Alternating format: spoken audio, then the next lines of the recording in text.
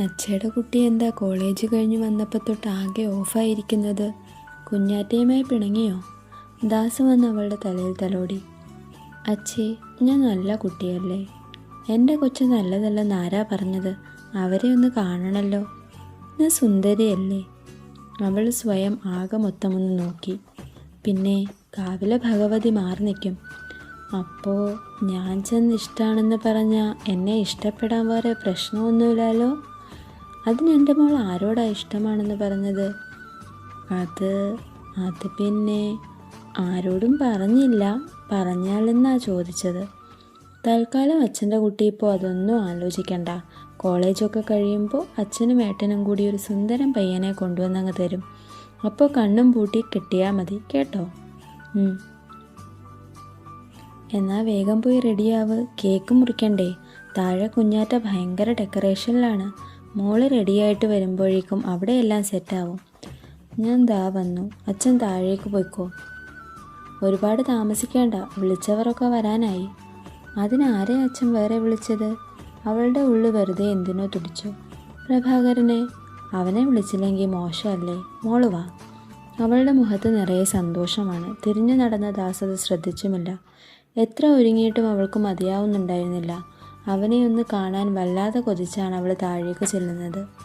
അമ്മുവേച്ചി, സൂപ്പറായിട്ടുണ്ട്. എന്ത് രസമാണ് കാണാൻ. അവൾ താഴേക്ക് ഇറങ്ങി വന്നപ്പോഴേ കുഞ്ഞാറ്റ വിളിച്ചു കൂവി. റെഡ് സാരിയിൽ അവൾ വളരെ സുന്ദരിയായിരുന്നു. എല്ലാവരുടെയും കണ്ണ് അവളിലാണ്.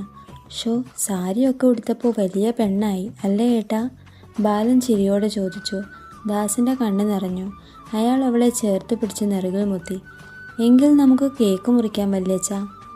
അല്ല, പ്രഭാകരൻ അങ്കിൾ വന്നില്ലാലോ. തേജസ് വരുന്നതിന് മുമ്പ് കേക്ക് മുറിക്കുമോ എന്ന് അവൾ പേടിച്ചു. ആ, ദാ വന്നു. നീ എന്താ പ്രഭാകര ലേറ്റായത്? ദാസിൻ്റെ ഒപ്പം അവളുടെ കണ്ണുകളും വാതിൽക്കലേക്ക് നീങ്ങി.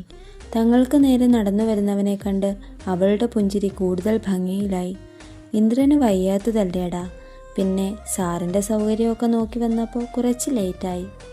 അടുത്ത് തീരെ താല്പര്യമില്ലാതെ നിൽക്കുന്നവനെ നോക്കി അയാൾ പറഞ്ഞു. എന്തായാലും അമ്മമ്മോക്ക് അങ്കിളുടെ വക ഹാപ്പി ബർത്ത്ഡേ. ഇനിയും കുറേ നാളിതുപോലെ കിലുക്കാൻ പെട്ടിയായിരിക്കട്ടെ. അയാൾ നിറഞ്ഞ ചിരിയോടെ കയ്യിലെ സമ്മാനപ്പൊതി അവൾക്ക് കൊടുത്തു. Thank you uncle. എന്നാ വാ, കേക്ക് മുറിക്കാം. എല്ലാവരും ഹാളിലേക്ക് നടന്നു. തേജസിൻ്റെ മുഖത്തേക്ക് ഇടയ്ക്കിടയ്ക്ക് പാളി വീഴുന്ന അവളുടെ ഓരോ നോട്ടവും അവനെ അസ്വസ്ഥമാക്കിക്കൊണ്ടിരുന്നു. ആദ്യമൊക്കെ അവളുടെ പ്രായത്തിൻ്റെ തമാശ എന്ന് പറഞ്ഞ് ചിരിച്ചു തള്ളിയെങ്കിൽ കൂടി ആ കണ്ണിലെ ഇഷ്ടം അറിയും തോറും അവൻ്റെ ഉള്ളിൽ ഭയം തോന്നി തുടങ്ങി. കേക്ക് മുറിച്ചതും അത് തനിക്ക് നേരെ നീട്ടിയതും ഒന്നും അവൻ അറിഞ്ഞില്ല. ഡാ, സ്വപ്നം കണ്ടു നിൽക്കാതെ കുട്ടിയുടെ കയ്യിൽ നിന്ന് അത് വാങ്ങിക്കുക. പ്രഭാകർ ഒന്ന് തോളിലടിച്ചതും തേജസ് പതർച്ചയോടെ എല്ലാവരെയും നോക്കി. പിന്നീട് ആ ഒരു ഇഷ്ടക്കേട് മുഖത്ത് കാണിക്കാതെ അവളുടെ കയ്യിൽ നിന്ന് കേക്ക് വാങ്ങി. രാത്രി ഫുഡ് കൂടി കഴിച്ചിട്ടേ ഇറങ്ങാവൂ കേട്ടോ. അയ്യോ അങ്കിൾ, എനിക്ക് തിരക്കുണ്ട്. അച്ഛൻ വേണമെങ്കിൽ ഇവിടെ നിൽക്കട്ടെ. ഞാൻ ഇറങ്ങുവാ. അതെന്ത് പോക്കാ? എൻ്റെ ബർത്ത്ഡേ അല്ലേ? ഇവിടം വരെ വന്നിട്ട് കഴിക്കാതെ പോയാൽ അതെന്നെ ഇൻസൾട്ട് ചെയ്യുന്ന പോലെയാ. കണ്ണേട്ടൻ കഴിച്ചിട്ട് പോയാൽ മതി. അവളുടെ കണ്ണേട്ടൻ വിളിയിൽ പ്രഭാകരൻ തുടങ്ങി കുഞ്ഞാറ്റ വരെ ഞെട്ടിപ്പോയെങ്കിൽ ദാസിൻ്റെ മനസ്സിൽ അകാരണമായ ഒരു ഇഷ്ടക്കേട് വന്നു തുടങ്ങി. മോൾ ഇത്രയും ആഗ്രഹിച്ചു വിളിച്ചിട്ട് നീ വാ കണ്ണ. പ്രഭാകരൻ കൂടി നിർബന്ധിച്ചതും വേറെ മാർഗമില്ലാതെ അവൻ കഴിക്കാനിരുന്നു. തേജസ്സിന് ഭക്ഷണം വിളമ്പാൻ മുന്നിൽ തന്നെ നിൽക്കുന്ന അമ്മുവിനെ ദാസും പ്രണവും ശ്രദ്ധിക്കുന്നുണ്ടായിരുന്നു.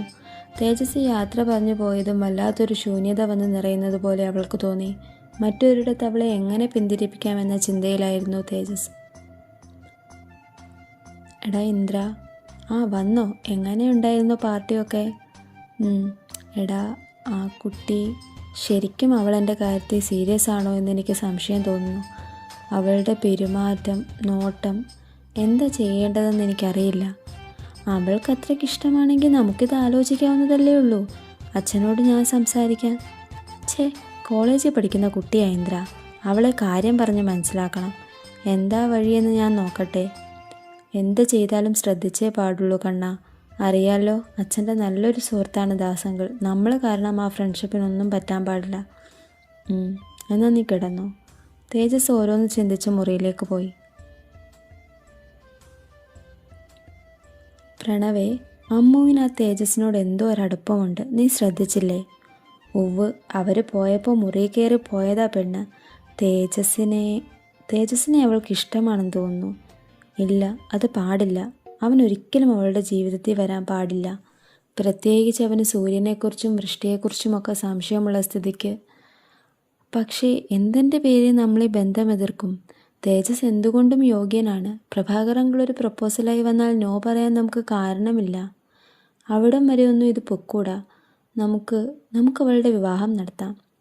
വല്യച്ഛൻ എന്താ ഈ പറയുന്നത്? എടിപിടിയെന്ന് അവളുടെ കല്യാണം നടത്താൻ നമ്മളെക്കൊണ്ട് പറ്റില്ല. അറിയാലോ, നാളെ ബ്രഹ്മമംഗലത്തുള്ളവർ സത്യങ്ങൾ അറിഞ്ഞാൽ പിന്നെ ഒന്നും നമ്മുടെ കയ്യിൽ നിൽക്കില്ല. എനിക്കെന്താ ചെയ്യേണ്ടതെന്നറിയില്ല. അവളെ നഷ്ടപ്പെടുത്താൻ എനിക്ക് വയ്യ പ്രണവേ. വല്യച്ഛൻ സങ്കടപ്പെടാതെ. ഞാൻ കരുതുന്നത് ശരിയാണെങ്കിൽ തേജസ്സിന് അമ്മുവിനോട് അങ്ങനെ ഒരു താല്പര്യമില്ല. അവൻ തന്നെ അവളെ പറഞ്ഞു മനസ്സിലാക്കും. കാര്യങ്ങൾ അതിൻ്റെയും അപ്പുറം പോകുകയാണെങ്കിൽ സത്യങ്ങളൊക്കെ നമുക്ക് അവനോട് പറയേണ്ടി വരും. അവനൊരു നെടുവീഴ്പ്പോടെ അകത്തേക്ക് നടന്നു. ദാസ് ചാരുകസേരയിലേക്ക് കിടന്നു. അയാളുടെ മനസ്സ് നിറയെ മറ്റൊരുവളുടെ മുഖമായിരുന്നു. ഡാ കണ്ണ, ഇന്നുകൂടി നീ ഒന്ന് കോളേജിലേക്ക് പോകണേ. എനിക്ക് എൻ്റെ ഒരു ഫ്രണ്ടിനെ കാണാൻ പോകണം. അതാ. ഇതൊരു ശീലമാക്കണ്ട തന്തേ. മടി വല്ലാതെ കൂടുന്നുണ്ട് കേട്ടോ. കൊച്ചുമക്കളെ കളിപ്പിച്ചിരിക്കേണ്ട പ്രായത്തിൽ നീയൊക്കെ എന്നെ ബിസിനസ്മാനാക്കാൻ നോക്കുമല്ലേ? എൻ്റെ വിധി. ആ അക്കാദമിക് ബ്ലോക്കിൻ്റെ കൺസ്ട്രക്ഷൻ വർക്കിനെ പറ്റിയ കമ്പനി ഡീറ്റെയിൽസ് കിട്ടിയിട്ടുണ്ട്. അവിടെ കൂടെ ഒന്ന് പോയേക്കണേ. അത് താമസിപ്പിക്കേണ്ട. അച്ഛൻ എനിക്ക് അയച്ചാൽ മതി. ഞാൻ കോണ്ടാക്ട് ചെയ്തോളാം. പിന്നെ പൂജമോള് വരുന്നുണ്ട്. വാട്ട്? അവളോ? അച്ഛൻ എന്താ ഇതെന്നോട് പറയാതിരുന്നത്? എന്നിട്ട് നിനക്ക് നാടുവിടാനല്ലേ? അത് പേടിച്ചാവും അവൾ അവിടുന്ന് കയറിക്കഴിഞ്ഞാൽ എന്നോട് പോലും പറഞ്ഞത്. അവളെന്തിനാ ഇപ്പം ഇങ്ങോട്ട് കെട്ടിയെടുക്കുന്നത്? നമ്മുടെ കോളേജിൽ ഒരു ഗസ്റ്റ് ലെക്ചർ വേക്കൻസി ഉണ്ടായിരുന്നില്ലേ? അതിലേക്കാ. ഇവിടെ തന്നെ നിൽക്കാമെന്നാ പറഞ്ഞത്. പിന്നെ ഞാനത് ഓരോന്ന് പറഞ്ഞങ്ങ് ഒഴിവാക്കി. പക്ഷേ ഹോസ്റ്റലാകുന്നത് വരെ ഇവിടെ കാണും. ഒരു 10 ദിവസം എൻ്റെ മോൻ സഹിക്കണം. അച്ഛൻ്റെ ആത്മാർത്ഥ സുഹൃത്തിൻ്റെ മോളായിപ്പോയി. ഇല്ലെങ്കിൽ പണ്ടേ അവളുടെ ഇളക്കത്തിന് ഞാൻ ആണിയടിച്ചു കൊടുത്തേനെ.